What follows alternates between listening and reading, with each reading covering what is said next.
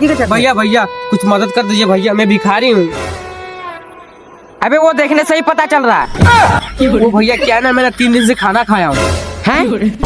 वो क्या है ना भैया, मैंने 3 दिन से खाना नहीं खाया हूँ। खाना नहीं खाया है तो मैं क्या करूँ? वो भैया कुछ मदद कर दीजिए भैया, आपका बच्चा सलामत रहे।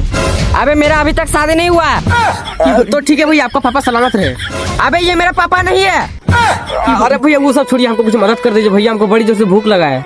अरे मेरा अपने तेल भराने का पैसा नहीं है तो तुमको क्या दूं? अरे भैया कुछ मदद कर दीजिए ना भैया। अच्छा ठीक है, ये लो 100 रुपया, कुछ खा लेना और पैसा वापस ला देना। याद से पैसा वापस ला देना। ठीक है ठीक है। 100 रुपये मिल गया। एक काम करते 50 रुपया रख ले, तो 50 रुपया वापस कर दे।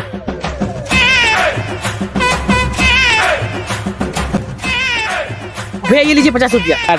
अच्छा तुम इतना जल्दी खा के भी आ गया? हाँ हाँ आ गया। चलो ठीक हुआ, मेरा नकली पैसा भी चल गया और हमको 50 रुपया मिल भी गया। 100 कूपन। भैया भैया प्लीज पैसा दे दीजिए भैया भैया।